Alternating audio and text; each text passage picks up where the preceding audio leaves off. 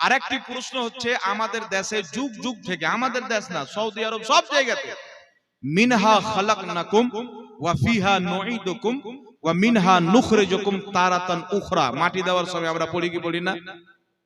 সবাই পড়ে না? যে ভাইরা আজকাল ছেড়ে দিয়েছে তারাও আগে পড়তো। মনে হয় তার আব্বা যদি ইন্তিকাল করে থাকে এটাই পড়ে দাফন করেছে, আব্বা বেঁচে থাকলে দাদাকে এটাই পড়ে দাফন দিয়েছেন, দাদা না থাকলে দাদি, কেউ ভি মারা গেছেন এই দোয়াটা পড়ে দাফন করেছেন। এতদিনকার ইমাম 1450 বছরের কেউ এটাকে বিদআত বা নাজায়েজ বুঝতে পারেননি, ওদের জ্ঞান ছিল না। আজকের খুব জ্ঞানী মাওলানা জন্ম নিয়েছেন, তিনি বলছেন এই দোয়া পড়ে মাটি দিলে মুর্দা জাহান্নামে যাবে। জীবিত ব্যক্তি যদি কোনো কাজ খারাপ কিছুক্ষণের জন্য যদি মেনে নি যে মিনহা খালাকনাকুম বলে মাটি দেওয়া হারাম, নাউজুবিল্লাহ, এটা তো মানেই যাবে না ওই মৌলবীর কথা অনুযায়ী। তো আমি যদি হারাম কাজ করি তো আমার বাপ কেন জাহান্নামে যাবে?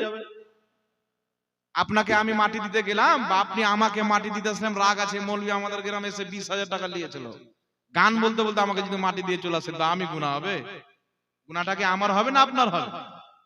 মিনহা খালাকনাকুম বলে মাটি দেওয়া যদি ভুল থাকে তাহলে গুনাহ জীবিত ব্যক্তি করলো, মৃত ব্যক্তির কোনো এতি আসে যায় না। বুঝতে পারলেন কথাটা? কিন্তু মিনহা খালাকনাকুম ওয়া ফিহা নুঈদুকুম, এই যে আয়াত, এই আয়াত পড়ে মাটি দেওয়া যাবে কি যাবে না? এই প্রশ্ন তো উঠারই কথা ছিল না, কিন্তু বর্তমানে কি ফিতনা দেখছেন। কিছুদিন আগে যাবেন, কিছুদিন আগে বলবে যে ঠান্ডার দিনে গরম পানিতে কুলুপ নেওয়া বিদআত, ঠান্ডার দিনে ঠান্ডা পানিতে কুলুপ নিতে হবে। এমন এমন শুনবেন, আমার নবী বলেছেন সেহাই সিত্তার মধ্যে হাদিস, কিয়ামতের পূর্বে কিছু দাজ্জাল বের হবে, কাজ্জাব বের হবে, এমন এমন ফতোয়া দিবে না তোমরা শুনেছো না তোমাদের বাপ দাদা শুনেছে। নবী বলছেন সাবধান, ওই সময় এরকম অবস্থা যখন তোমরা দেখবে তোমাদের আকাবিরিনদের দামান তোমরা ধরে নেবে। জোরে বলুন সুবহানাল্লাহ। তো যাই হোক ব্রাদার ইসলাম, আপনাদের সম্মুখে দুই একটা বই দেখিয়ে দিই, যেহেতু আমি বইগুলো যেখানে যাই নিয়ে যাই, কারণ আমার বক্তব্য যারা শুনেছেন তারা জানেন যে যেইগুলো এলাকাতে মারামারি করার প্রয়োজন পড়ে ওইগুলো এলাকাতে আমাকে ডাকে। মিনহা খালাকনাকুম ওয়া ফিহা নুঈদুকুম বলে মাটি দেওয়া যাবে কিনা? এখানে এসে না ওই আলমগীর কই হযরত সাল্লাল্লাহু আলাইহি ওয়াসাল্লাম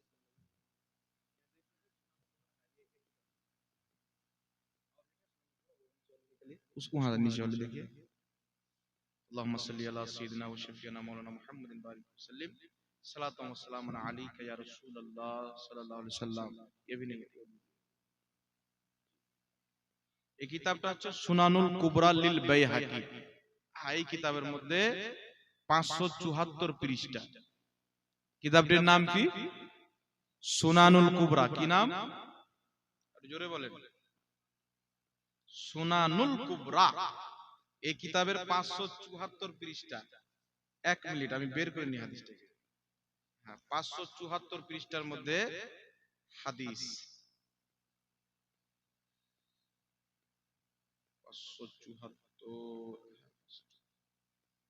574 পৃষ্ঠার মধ্যে হাদিস, হাদিস নাম্বার হচ্ছে আপনার 6726। কত নাম্বার হাদিস? এটা 12 খণ্ডে 11 খণ্ডে বিভক্ত আছে, আমার এটা তৃতীয় খণ্ড। এই খণ্ডের মধ্যে হাদিস রয়েছেন হযরতে আব্দুর রহমান নিজের মা থেকে বর্ণনা করেন। তিনি বলেন ক্বালা লাম্মা ওয়াদাআত উম্মে কুলসুম মুবনাতু রাসূলুল্লাহ সাল্লাল্লাহু আলাইহি ওয়াসাল্লাম ফিল কবর ক্বালা রাসূলুল্লাহ সাল্লাল্লাহু আলাইহি ওয়াসাল্লাম মিনহা খালাকনাকুম ওয়া ফিহা নুঈদুকুম ওয়া মিনহা নুখরিজুকুম তারাতান উখরা।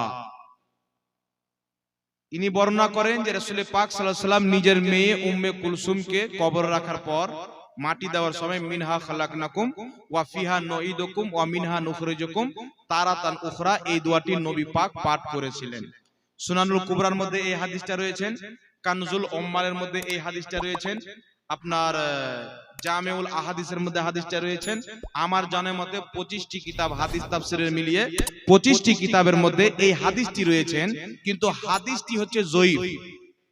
হাদিসটি কি? একটু ধ্যান দিয়ে বলেন, হাদিসটি কি? জোরে বলেন না, হাদিসটি কি? একটি কথা মনে রাখবেন, জয়ীফ হাদিস মানে জাল না, জাল হাদিস মানে হাদিসই না। আর জয়ীফ হাদিস মানে কি? একটা হাদিসের বর্ণনাকারী হলো 5 জন। কয়জন?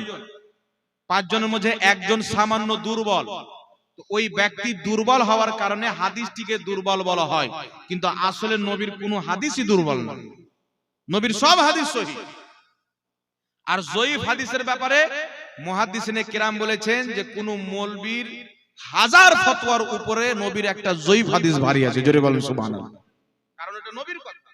আর ইমাম মোল্লা আলী কারি রাহমাতুল্লাহ আলাইহি মিশকাতের সারা মিরকাতের মধ্যে, এখানে মিরকাত হবে হুজুর দেখেন তো, মিশকাতের সারা মিরকাতের মধ্যে, এই দেখেন মিশকাতের সারা মিরকাতের মধ্যে আপনার ইমাম মোল্লা আলী কারি 11 শতাব্দীর মুজাদ্দিদ বলেছেন জয়ীফ হাদিসের উপরে আমল করা মুস্তাহাব।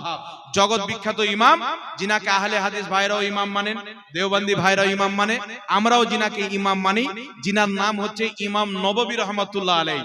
ইমাম নববী রাহমাতুল্লাহ আলাইহি নিজের কিতাব কিতাবুল আজকার, সেই কিতাবের মধ্যে লিখেছেন যে মিনহা খালাকনাকুম ওয়া ফিহা নুঈদুকুম ওয়া মিনহা নুখরিজুকুম তারাতান উখরা, বলে মাটি দেওয়া এটা হচ্ছে সুন্নাতে মুস্তাহাব। জোরে বলেন সুবহানাল্লাহ। কে বলেছেন? ইমাম নববী রাহমাতুল্লাহ আলাইহি। এই হাদিসকে সমস্ত মুহাদ্দিসিন কবুল করেছেন। ইমাম নববী যিনাকে আহলে হাদিস ভাইরা মানে, আমরাও মানি, দেওবন্দি ভাইরা মানে, সবাই মানে। আর ফুকাহায়ে কেরাম তো একাধিক ফুকাহায়ে কেরাম বলেছেন মিনহা খালাকানুম বলে মাটি দাও নবীর সুন্নাত। জোরে বলেন সুবহানাল্লাহ। এবার একটি হাওয়ালা দিচ্ছি শুনেন। সৌদি আরব নাম শুনেছেন? এই সৌদি আরবের সবচাইতে বড় মুফতি, আহলে হাদিস ভাইদের মুফতি আজম, দুনিয়াতে আহলে হাদিস ভাইদের সবচাইতে বড় মুফতি ইবনে বাস। যার নাম কি নাম? ইবনে বাস। ইবনে বাস নিজের কিতাবে, কিতাবটা আমার মাদ্রাসায় আছে, তবে আমার ওই চ্যাপ্টারটার ফটো আমার মোবাইলে আছে।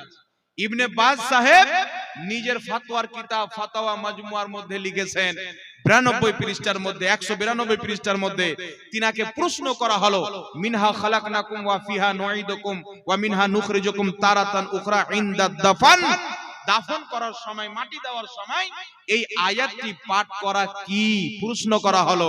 আহলে হাদিস ভাইদের সারা পৃথিবীর সবচাইতে বড় মুফতি জবাবে বলছেন হাজা সুন্নাতুন, এই আয়াত পড়ে দাফন করা সুন্নাত। জোরে বলেন সুবহানাল্লাহ। আপনাদেরই মুফতি বলছে, যেটা সৌদি আরবের সবচেয়ে বড় আলামে আহলে হাদিস, যত পৃথিবীতে আহলে হাদিস ভাই আছে সবারই সবচাইতে বড় মুফতি, তোমার মুফতি বলছে সুন্নাত, আর তুমি স্টেজে মানুষকে ভুল বুঝাচ্ছ। তো তুমি জাহান্নামী না তোমার ওই মুফতি জাহান্নামী, এটা বুঝিয়ে দাও। তো এইগুলো সব জেহালত বাবজি। সমস্ত মুফাসসিরিন, সমস্ত মুহাদ্দিসিন, সমস্ত ফুকাহা ঐক্যমত যে জয়ীফ হাদিসে আমল করা মুস্তাহাব এবং সুন্নাত। জোরে বলেন সুবহানাল্লাহ।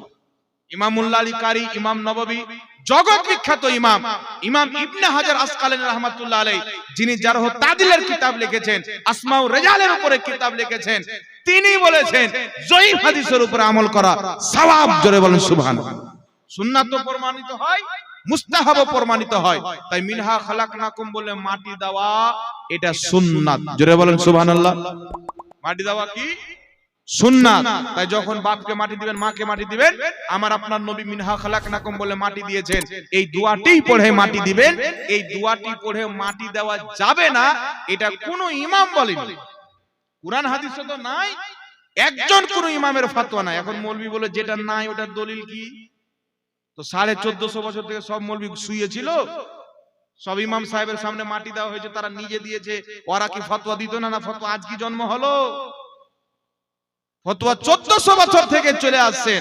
তাই 1400 বছর থেকে যেই ফতোয়া দেওয়া হয়েছে মিনহা খালাকনাকুম বলে মাটি দেওয়া সুন্নাতে রাসূল। জোরে বলেন সুবহানাল্লাহ। এটা সাহাবারও সুন্নাত, এটা নবী পাকেরও সুন্নাত। তাই বাপ মাকে, আত্মীয় স্বজনকে যখনই আপনি মাটি দিবেন, মিনহা খালাকনাকুম ওয়া ফিহা নুঈদুকুম ইলা আখিরিল আয়াত, এই আয়াতটি পাঠ করেই দাফন করবেন, কারণ আমার নবী নিজের মেয়েকে এই আয়াতটি পড়ে দাফন করেছেন। জোরে বলেন সুবহানাল্লাহ।